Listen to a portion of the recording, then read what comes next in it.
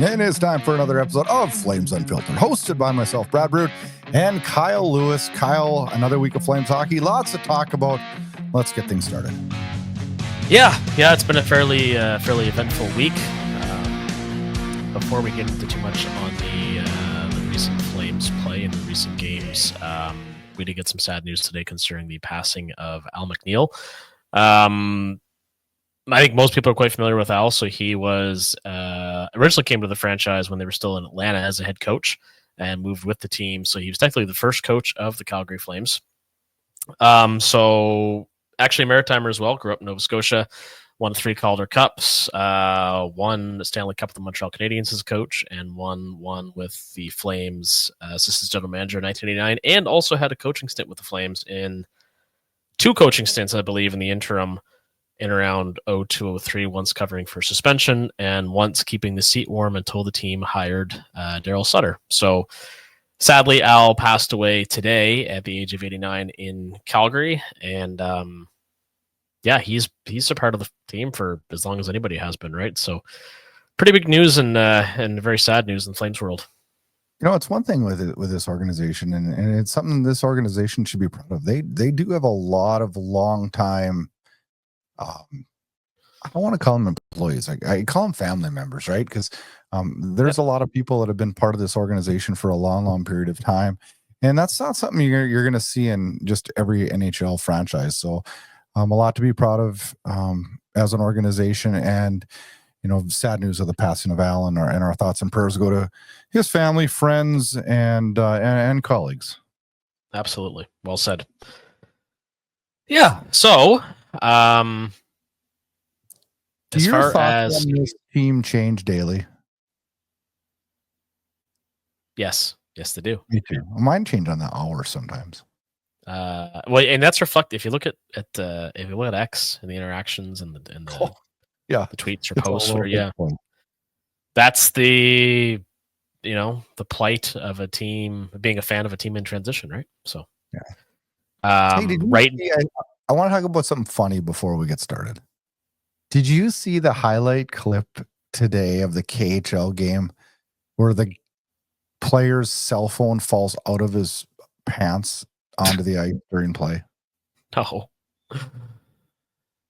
I don't know. I remember years ago, it was a Houston Astros baseball game, and a guy slid into third, and his cell phone flew out of his pocket. And I remember the whole baseball world and sports world was just like, that didn't just happen, right? And I thought, well, that'll never happen in hockey. It happened. I was watching some KHL clips today, and this guy is skating through the neutral zone, gets checked a little bit, and a phone falls out onto the ice. Oh, wow. Brutal. That's brutal. You know, I'm thinking back now, our pickup hockey group, this is years ago. One of the guys we used to play with, Lloyd Glidden. Lloyd passed probably 6 or 7 years ago now, at least. Anyway, we had our Christmas hockey party, and when we would walk in the door, he had a big wicker basket, and he would collect everybody's cell phones and tell them, you're here to talk to us, not play on your phone. Friends. Yeah, you're here to play hockey. And we weren't even playing hockey. It was just a party, right? It was just sort of socialize. But we need more of that, don't we? I'm old school like that. I just there's certain times you got to put the phone away. 100%. I mean, my job is based entirely on my phone, and I mean, I really have to make a concerted effort to stay off of it in my personal time, right? I have another buddy who he knows I watch hockey all the time, so he'll text me during games that are games that he knows I'll get fired up about or have an opinion. I think he does it to piss me off, but he texts me so much, so quick. It's like, are you watching this game? How the hell can you be watching this game and texting me this much? Because I can't do it. Most of the time I just tell him, hey, leave me alone during the game, and I don't answer. But I don't know. Some of these guys are just way better at it than me, I guess. Yeah. A lot of people are really dependent on them too, right? Which we all are to some extent in this crazy world we live in. I'm guilty of it. Aren't we all? Oh, where do you want to start, Kyle? Let's dive into this. We got some good and we got some bad to talk about. You want to start good? What's the good? Well, I thought the New Year's Eve game against Vancouver was a hell of a lot of fun. Oh, that was great. And you know what? it was even better for me because it meant I didn't have to watch that atrocity between the Canadians and Americans, the World Juniors. So, I watched both. It was Twitter, I guess. X was really quiet again that night, not a lot of Flames talk and stuff. But yeah, well, I don't. Yeah, it's frustrating because that Flames game, like there's 3 fights. Team played really well. Everything looked great, and then Kadri had his funny comments post game to the media about, oh, who had us in a playoff spot? Experts, haha, kind of thing. And then they immediately go out and drop 2 games that they absolutely should have won. Like, would you, as like a fan and a sports media guy, would you not be better if they lose the Vancouver game? And I'm not just saying that because it's 2 more points. I'm just saying, looking at as the opponents. Okay, I feel better about this team dropping the game to Vancouver and then winning the Utah-Nashville games than I do winning the Vancouver and dropping a game where I thought we were god awful against. There was a worst third period I've seen this year in the Utah game for the Flames. And then I thought the Nashville game, I don't know what your opinion is on this, because I've seen numerous people have numerous different opinions on the quality of play of that game, but I wasn't that impressed. I wasn't at all. I thought the execution was terrible, and the only thing I liked about the game was I felt that the team kind of accepted the need to try and get Kuzmenko going, and I thought it showed on a couple shifts, but ultimately, I thought he started to look a little better until the stupid penalty. But you want to talk about? Let's talk about this. I got to talk about this, and then we'll get back to the Vancouver game. Kuzmenko. I tweeted something that after I did it, I was like, ooh, maybe I shouldn't tweet that. But then as I watched, I thought, is this the last game maybe we see him in? As a Flame. No, I don't think so. Because they're so desperate for offense, they're going to have to try him again. So let me ask you this. Should this be the last game we see him in? This guy is as cold as you can get. 30 games played, 1 goal, 9 assists. He's almost in his career. He's got 130 points in 183 games. It's not a point a game. That's a 3/4 of a point a game. And he's not even anywhere in his penalties. I love this guy, but did you listen to the post-game presser with him? Yes. I listened to most interviews with him because I found them hilarious. I think they're hilarious too, but that one almost kind of annoyed me. I'm not really sure how he didn't know that was a rule. That's troubling that you made it to the NHL not knowing that's a rule, because that's a rule. I don't know if my 10-year-old daughter would know that. I think she knows it now after me yelling at the TV. But I think I can even live with that. And I love his humor and his personality. He'd be a really fun guy to hang out with, right? He would be. Yep. Absolutely. And I really wanted him to work this year. I really did, because I love everything about. I took him to hockey pool. I was convinced he was going to work out. But one of the things that bothered me is during that interview, he laughs at everything and it's not. I don't think it's a laugh like he thinks he's funny. I think it's a laugh like, I know the shit's hitting the fan here, and I'm very uncomfortable talking about it.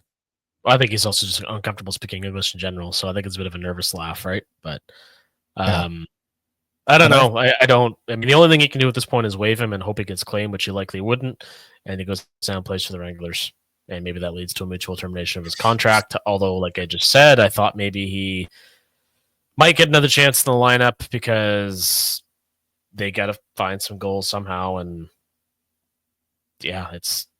So how does a mutual termination of this contract even look? Is that something that's even doable? Oh, it's absolutely doable. Why would he agree to that? To go home. Or quite simply, to go home. Because, I mean, I don't know if that's what he wants, and I don't want to sound presumptuous just because he's a Russian player playing in North America. Yeah. There's lots of guys that love, they've started families here and make long-term plans to stay here even after their playing days are done. But yeah, in his case, I don't know, because it's like, it's been going so poorly for so long. I think Huska was smart to give him some reps in the power play, because that's the only way you get a guy like that going. But if it just isn't turning around and he decides that he wants to go home or, just wants to conclude his NHL career at this juncture, I'd think the team be more than willing. I mean, it'd be nice if you get going, but the likelihood of that, I don't know.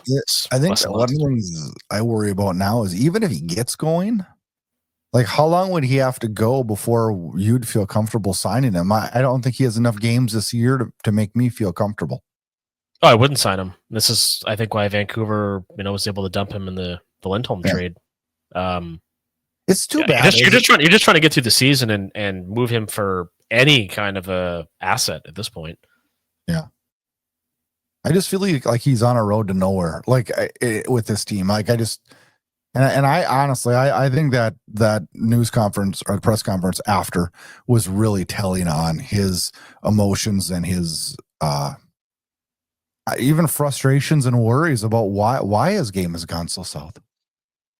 Yeah, I mean it's evident, and it's hard to watch, because he's a very skilled. It's a very skilled player, but ultimately the situation is what it is, and this team desperately needs someone to step up offensively, and it's a shame it hasn't been him. And then there was hope that they might, look in another direction, like maybe by trying to put a claim in on Uth Cgy from LA, but he was now claimed by the New York Rangers.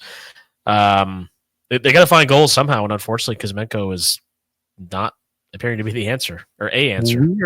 We're really, I don't have it right in front of me right now, but we're scary low on the stats package for shots on goal. As a team, and well, offensively, we are the most anemic team in the league, behind, I think the only is it Chicago? Yes, Chicago. We are 29th in goals for. Shots. We are not that bad. Where are we? What am I doing? Shots were 29.5. That's not horrible. I mean, we're getting shots. It's just we're not capitalized. We don't have goal. We keep wondering why. It's because we don't have any star point producers, right? We don't have any superstars. No, and I mean, I guess if you want to go there now, I mean, we may as well. That's kind of a segue into all this talk about Elias Pettersson in Vancouver, right? Yeah, let's just fly by the seat of our pants. Well, yeah. I mean, that's essentially what's happening with the team right now, right? So we're gonna practice what they tell us. Yeah. I'm at a loss for this. I can't believe this. And I listened to a lot of, I listened to some Jeff Merrick and Brian Burke talk about it this week on the sheet. And I can't believe, have you ever worked with people you just didn't really care for, but it's your job. You work with them, right? Or you may do it now. I'm pretty fortunate. I like pretty much everybody I work with, but I generally do too. I mean, I have issues with some people's philosophies or methods or the roles that they've been put in for reasons I can't understand, but that goes for any work environment, I believe. But this is, I know where you're going with this because it's been discussed at length. It's just, I don't know. We seem to have this thing where when we look at pro sports teams, we just think that it's going to be a cohesive unit and they're going to get along because it's their job or because they make a lot of money, but it really is the same as anything else. But even if you look at Stanley Cup teams, as much as most people after they win, we were joking about this in the locker room with my daughter's team last week. It's like, well, everybody's happy when you're winning. The parents are all happy and the players are all happy. It's when you're losing that things kind of go tough, right? I'm a firm believer the Vancouver Canucks are sitting in first in the Pacific. This is a dead issue, right? Yep. Frustrations come when teams are struggling. And I don't think you're going to change that ever. And I sit and I look at, if I'm in charge of Vancouver, and I can't wait to hear your opinion on this, but if you're in charge of Vancouver, are you trading one of the two? Well, it seems they're going to have to. And if I'm trading one or the other, I mean, we're talking about a very good player and an elite player. The very good player being JT Miller and the elite player being Pettersson. This fascinates me. That's now. How do you see it? Well, I see it right now as I know, okay, this is like a pipe dream, but if the Flames were to acquire one of the two, I know JT Miller's, I believe he's 5 years older. Yeah. I know what I'm getting with JT Miller. Absolutely 100% know what I'm getting with JT Miller. Mm-hmm. I don't know with Pettersson. I think he could be a top 3 scorer in this league and be an offensive talent that would put his number in the rafters of the new Saddle Dome. But I also wouldn't be totally shocked if 3 years from now, Vancouver's looking at this contract going, what's wrong with this guy? Why can't we get him going? I guess the concern I kind of have with him is not unlike the one I had with the Sceneios, and we saw it when they got bullied in the 2011 Stanley Cup final with the Bruins, right? I don't know that Pettersson can elevate his game to the highest level when he needs to. Because to this point, he hasn't, he's still quite young. Again, extremely, extremely skilled. Very slight, not the biggest guy. Not that you have to be in the game anymore by any stretch, but I don't know what his ceiling is, because I don't think we've seen it. We've certainly seen glimpses of it, but as a sustained, long-term, build your team around type player, I don't know that's the case. But I do know that there is a lineup of teams that are willing to roll that dice, because everybody needs marketable superstars, and Pettersson, at the very least, is that 26-year-old right-handed center that has sign me up. I mean, I can't remember what his contract currently is. I just push my cap friendly button. I don't think I'm going to get it from that, am I? Well, it's funny I'll mention this while you're looking that up. So I mentioned this in the last pod. Like, Mike Keenan's book is one of the best ones I've read. I just finished it and I absolutely loved it. And he talks about how very, very close he was with Pavel Bure. Like, he would stay at his house and things like that. He talks about he had very much a difficult relationship with Brett Hull, which a lot of coaches did. And a very difficult relationship with Dennis Savard in Chicago, like very difficult. And it seems to be a similar situation. Now, mind you, I'm talking coach player versus player, but it's a similar situation in Vancouver, wherein allegedly one of the things we're hearing is JT Miller is very hard on Pettersson. I think JT Miller's hard on a lot of people because I think he demands hardcore excellence at every step. And I think that Pettersson's one of those guys that, I'm not saying he doesn't want to win. I'm just thinking that. Does he understand what it takes to win?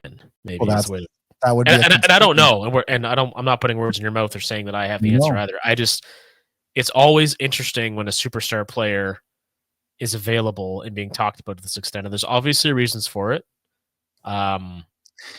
He's in year 1 of 8 at 11.6.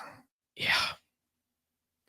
Me, that's a little scary. It is. It's a little scary.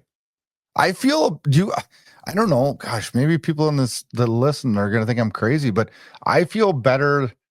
Well, maybe not at his age. At 31, there he's in year 2 of 7 at $8 million for JT Miller.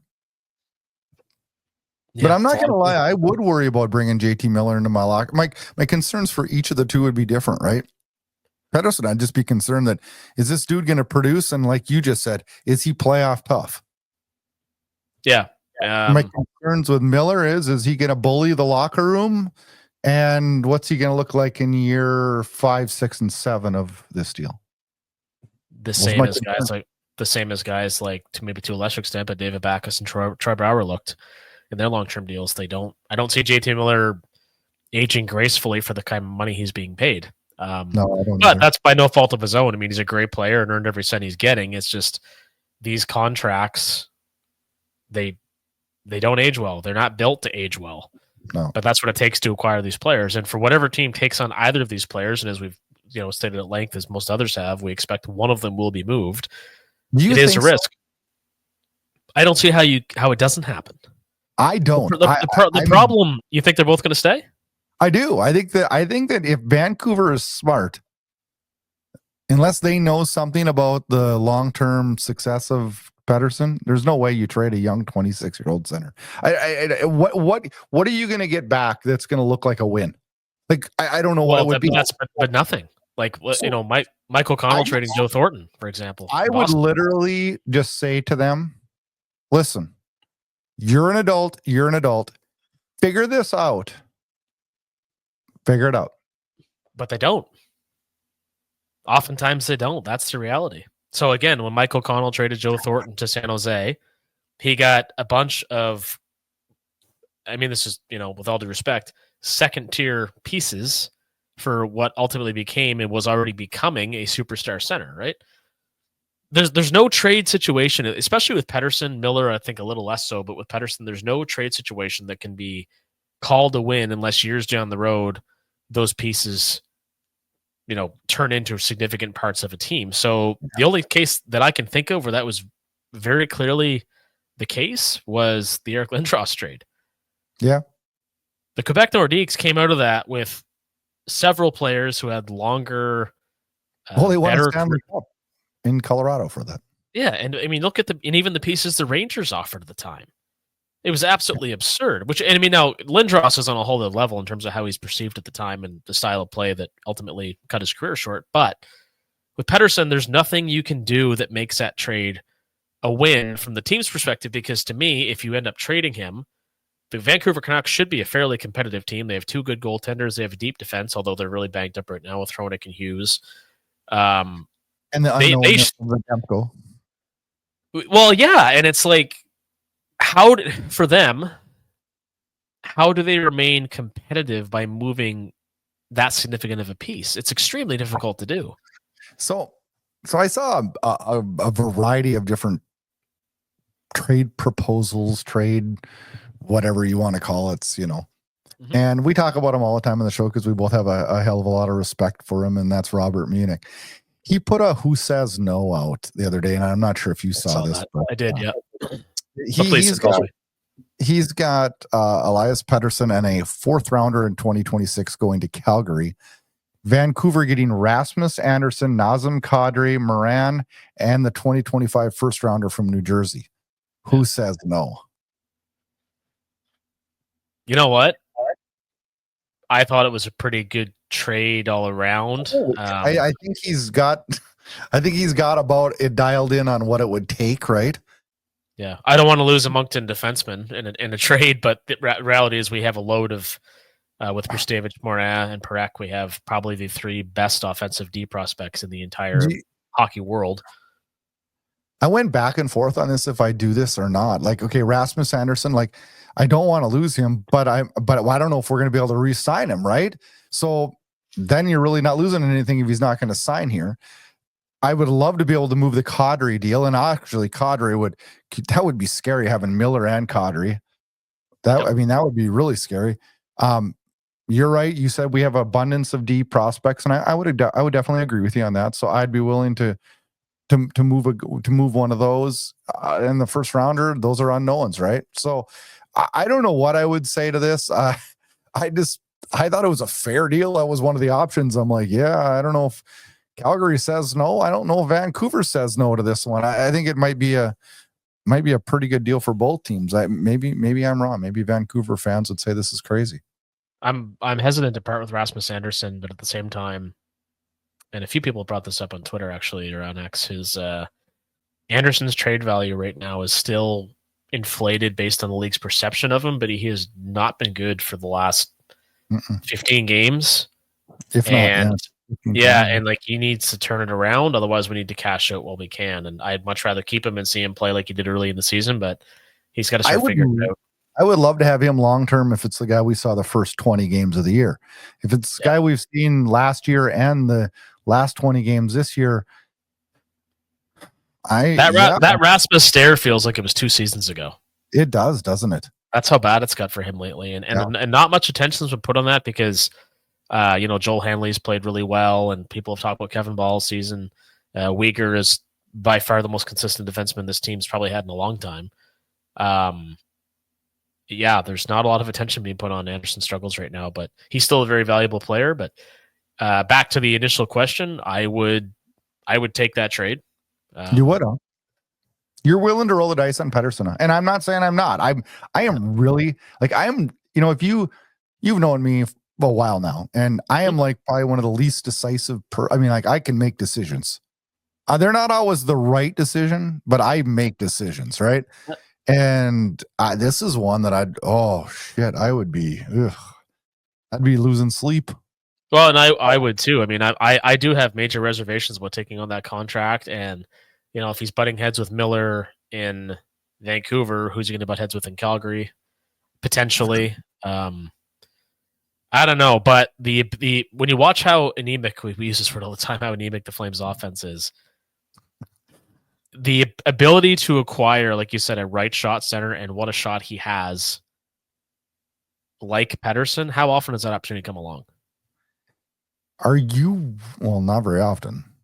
And as you asked that question, another reservation popped into my head. Vancouver's often talked about how they questioned his ability to be strong enough to be a center up the middle in those difficult games, right? And he's been moved to the wing to spark his scoring during his struggles. If I'm going to give up a deal like that, I sure as hell better be sure that I'm going to get a young center. Well, yeah, and same. And one of the things that also came up, and as much as I like Robert's trade proposal, I saw other suggestions where we would involve like Connor Zary or Matt Coronado or even the two in a trade. And I'm not doing that. Shit of me. I said the other day, I said that's 2/3 of what could be one of the best second lines in the league. Those guys are incredibly valuable to this rebuild. That goes exactly against what our future plans are. That throws a retool in the garbage. Yeah, you move Kadri and an Anderson and those kind of guys, and that's it in my mind. There's a few guys that are off the books, and I can't move them. If all three of those guys keep playing the way they have of late, how fun would it be? And somebody else suggested this. I forget what it was. What three are you talking about? Well, how fun would this line be? Coronado, Zary, and Peltier. You got the skill, you got the shot, and you got the hustle. Punch me through the thing here. I think Peltier would drag that line down. I think he would lift it up. I don't think Peltier is on this team in 2 years. I don't. Wow. Gosh, I don't want to. Welcome to the final episode of Flames Unfiltered with Kyle Lewis as a co-host. I just said Kyle's favorite player, Pack, and I don't know. I struggle to see what he brings to the game for us. A bit of everything. Like, if he's part of the team in 2 years, then I worry about how good our team is. I think he's exactly the kind of guy that makes you a good team because you can play up and down your lineup. Watch it when the pucks are like. Pay attention to little things that guy does, like on the forecheck. I watched him on the faceoff the other night when he let his guy go right to the net and score. Although we didn't see it live because Sportsnet freaking didn't have the cameras rolling. Yeah, that sounds about right. But anyway, I still think he has a future with this team. But I hope so, Kyle. We can't afford to miss on first rounders. We can't. Well, we've been missing on them for 30 years. So, well, but that's why we. When you think about the first rounders we've actually hit on, so most of them have been serviceable at best. Now we had a couple. I'm going to indulge me for a second because now I'm thinking about all these guys. I'm there. Denny Gauthier was a very valuable Flame. Derek Morris was a very valuable Flame. Michael Backlund has been a very valuable Flame. Chuck Kobasu was, he was a 3-time 20-goal scorer. He was a decent piece. He wasn't a total bust, right? He wasn't a first. Then you get into the what's that? He wasn't like the first rounder, like what I consider what a first rounder should be on your roster. Is that fair? No, he wasn't. But I mean, at least he wasn't Leland Irving. He wasn't Matt Pellich. He wasn't Chris Chucko. He wasn't Nicholas Sutblad. So thankfully we've talked about this before. Like, we're much better at drafting and developing, but having that pan out, apart from Monahan and Gaudreau, who were both just absolute dynamite as Flames, it's going to be a while before we see how a lot of this works. We can afford to miss on a few because as teams often do, but that's where your asset management also becomes so important, right? Mathematically, you're not going to hit on them all. I mean, this is a crapshoot. It really is. Here's the question. So, cause I want to tie all this together for a moment. It's because we're talking about prospects, we're talking about goal scoring, we're talking about potential trades. When, in your mind, do we see Rory Cairns get a shot at the NHL? Even a cup of coffee? What is it? Next year. You don't think it's this year? I don't. How come? I'm not saying I don't want it to be this year. But why do you think it won't happen this year? Where does he fit into the lineup? Where are you putting him? Who are you taking out? Well, depending how the season goes, any number of guys. I mean, the way it's looking. So I'm going to be in Toronto for the Flames and Leafs on St. Paddy's Day. Okay. And based on where that date is, I cannot imagine what the roster is going to look like. because Well, we're constantly treading water about whether they're in a playoff spot or not. You want to talk about that? Because Kadri did make the comment, about who all had us here, not the experts, And what happened 72 hours later? Because at that point we were in a playoff spot, and then I look, and 72 hours later we're out of a playoff spot. And as much as I and it wasn't like the Washington Capitals, the Vegas Golden Knights swooped into Calgary and dummied them. They lost 2 games they absolutely had to win and had no business losing. Yeah. The Utah game, they had it in hand and let it slip away. The Nashville game is a team that's been struggling all year. They didn't take advantage and took stupid penalties. So yeah, it tells you a lot. It tells you a lot about how wildly inconsistent this team is, and how you said at the outset of this particular episode, and how we all feel as Flames fans is every day the mood is different. Every day the expectation is different. After the Vancouver game, I was all about playoffs, right? And then now, just after the Nashville game, I was just like, oh my God. We're 31 minutes in, I'm out of water. That's how worked up this shit's getting me. You want to get worked up more? Let's look at my X Factor. I picked it this week because it got me fired up. And this one's from Sea of Red Hub. It's amazing. It's amazing how Flames fans support the idea of a mediocre team. First of all, I want to stop there. I don't think anybody supports a mediocre team. It just happens to be the spot that about a third of the NHL teams land every year, and there's no getting around that. And he goes on to say players like Zary, Coronado, Pelche aren't elite talent. I would beg to differ on the first two, that being Coronado and Zary. We already had that discussion. Yep. They're complementary pieces. We need a game breaker. You know what? He's right. We do need a game breaker. He is. We do. But exactly how is this team going to acquire such without high draft picks? Well, so we just kind of covered that a little bit. Yes, but he's also assuming that everybody you draft high pans out, which is impossible. Well, and not only that. Now, there's a lot going on here, and Gurpal Singh has had a few tweets about this, and I agree to a point with a lot of it. Yeah, and I have to say I do too, to a point. Yeah, but it's so but this is the thing. Johnny Gaudreau was a 4th round pick. He's inarguably one of the most skilled players we ever had, and he was one of the best left wingers in the NHL. He's again 4th round pick, right?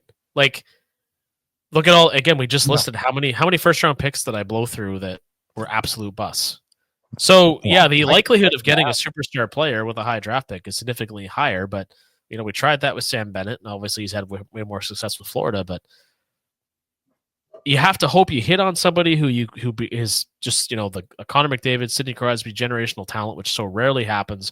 And I'm not saying Pettersson's the guy, but you hope somebody, like I mentioned Joe Thornton years ago, or Pettersson, or somebody becomes available, because the thing that can happen is that Calgary can have enough pieces to make that trade where other teams can't, because we have that embarrassment of riches, we've called it, with Parekh, with Morin, with Prestevich.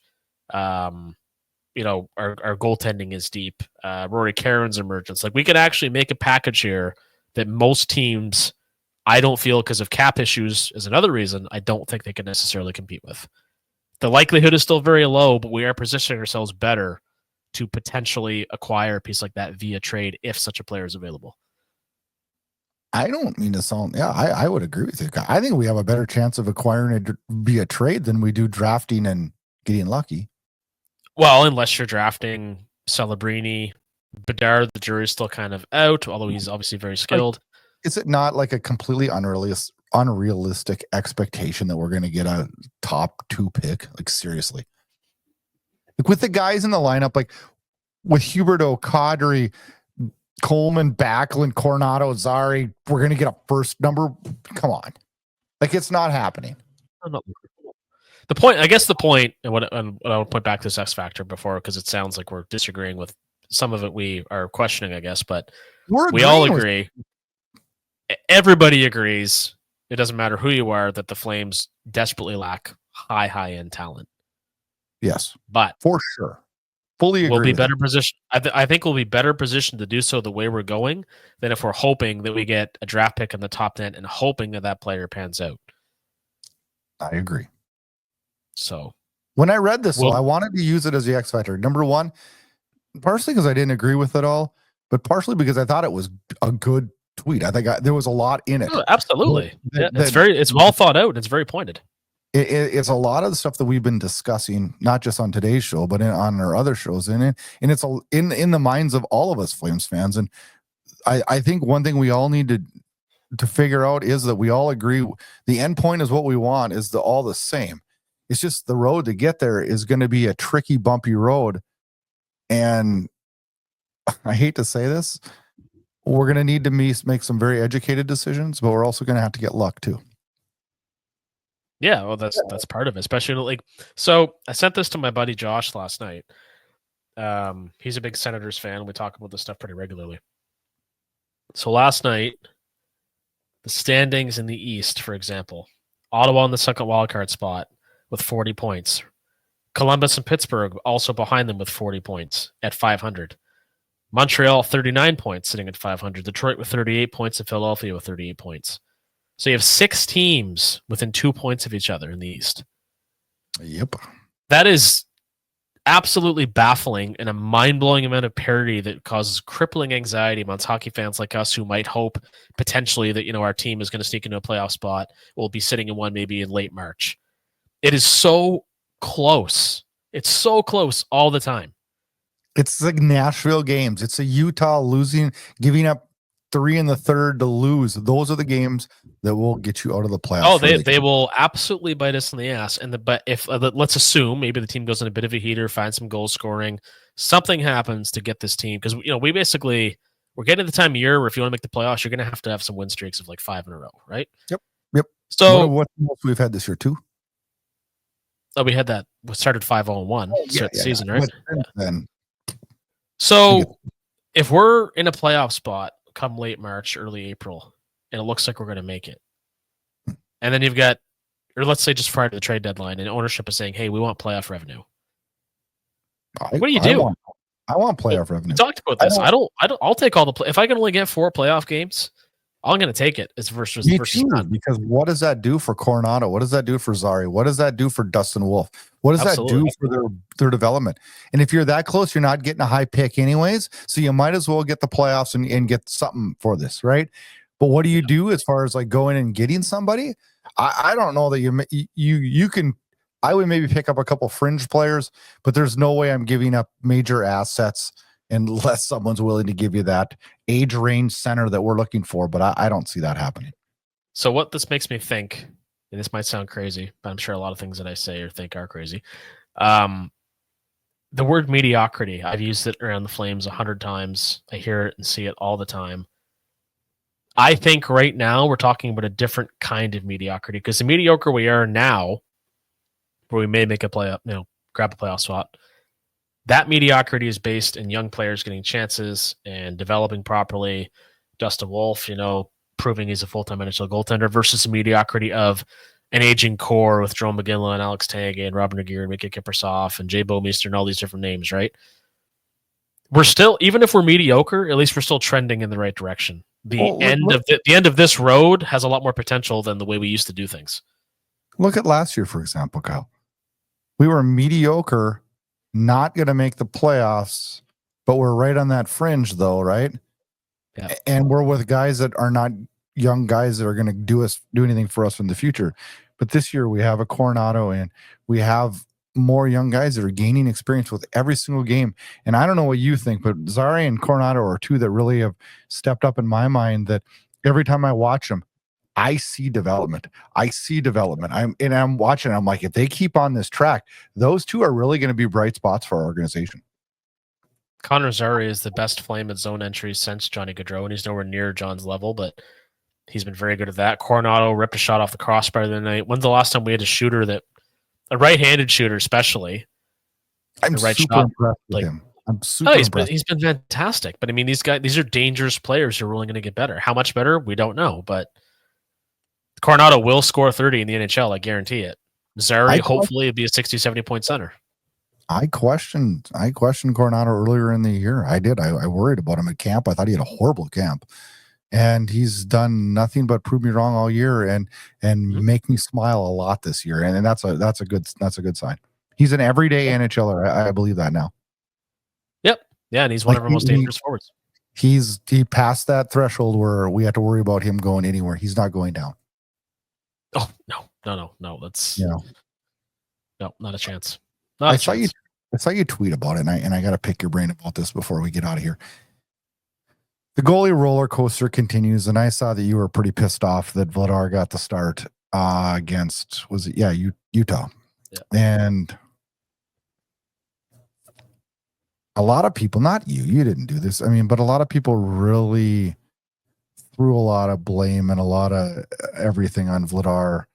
And I just saw a whole team that fall apart against Utah. And did Vladar have a great game? No, I wouldn't say he had a great game, but I can't look you in the mirror and tell you that I thought Dustin Wolf was very good against Nashville because I didn't think he was. I thought he was great against Vancouver. One thing we got to learn, I mean, I think we all probably make the mistake is we live by the moment, right?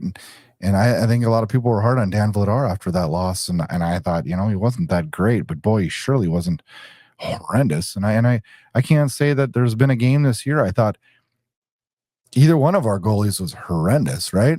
And that's a hell of a good problem to have. So I'm not ready to pack Vladar's bags up and kick him to the curb here, but boy, I don't know where you go from here, though. I like what they've done. I like how they've flipped them back and forth. And through 38 games, I think Vladar's had 19 starts. And somebody Wes Gilbertson put on there, the difference in total ice time is just 22 seconds.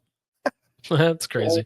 Pretty crazy. And I think both of them have deserved that, right? Do I want to see Wolf maybe get a little bit of a run? I think so. And I think we will. And I was thinking about this week's games as we go tomorrow night in Anaheim, Wednesday night in LA, and then back to home for LA on Saturday.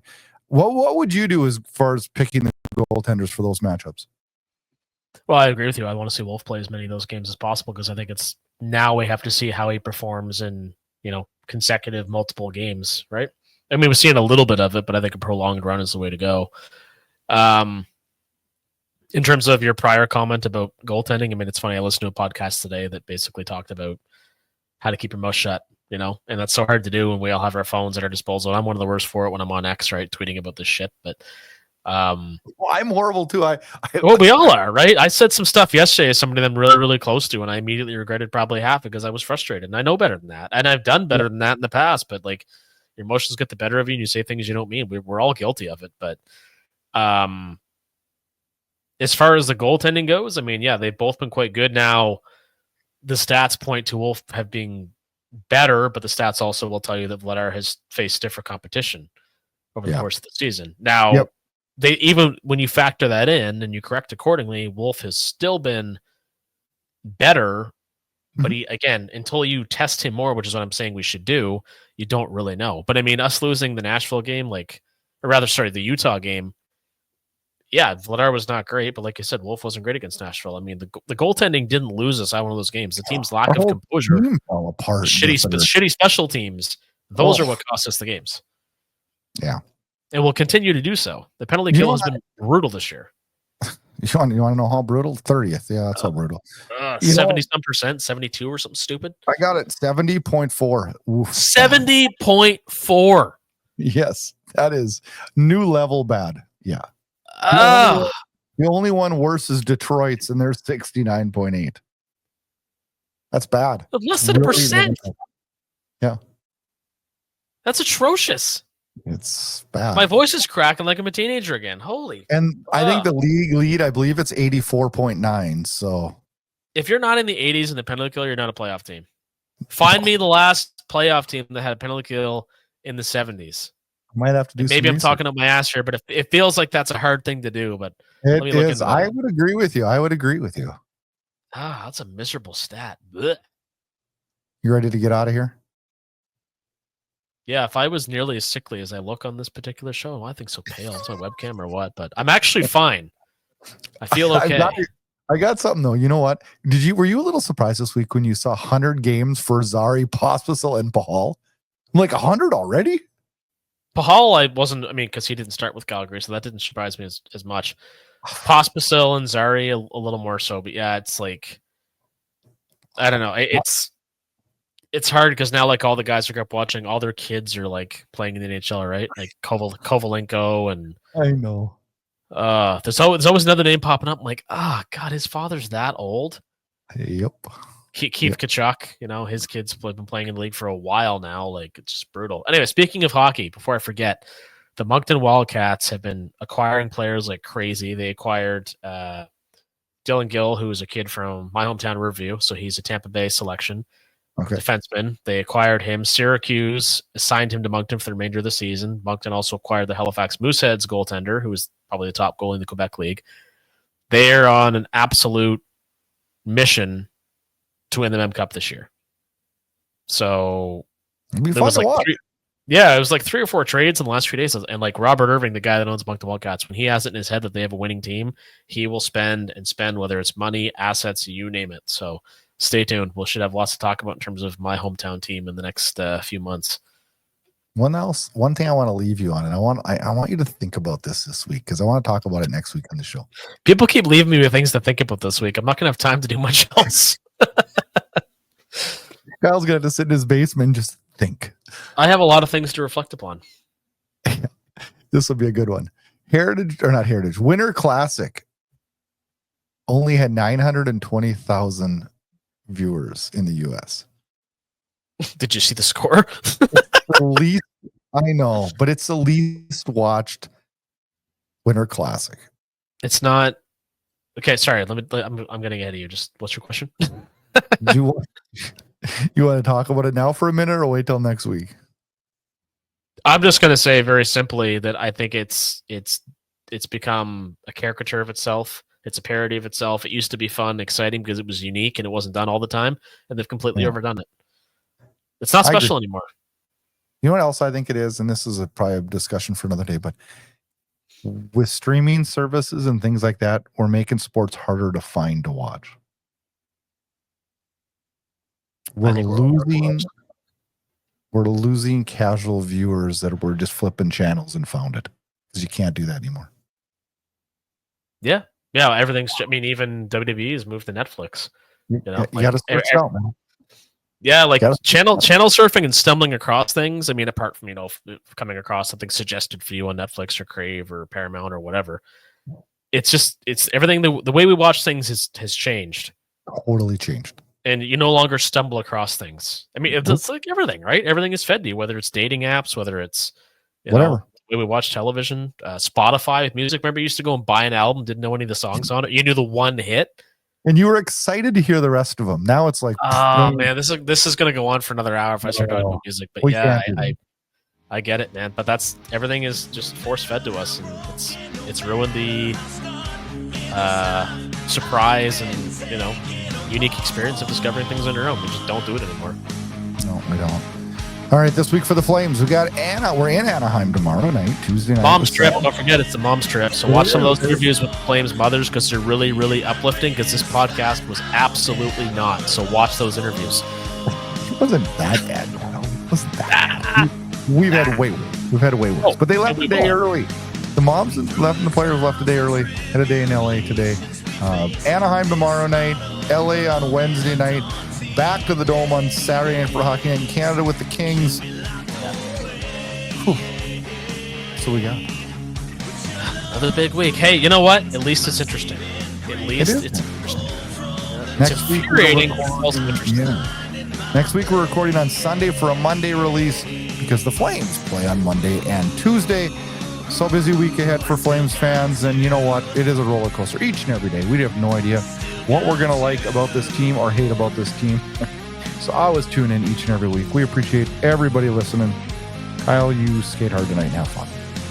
We'll do my best. Thanks, Brad. See you guys.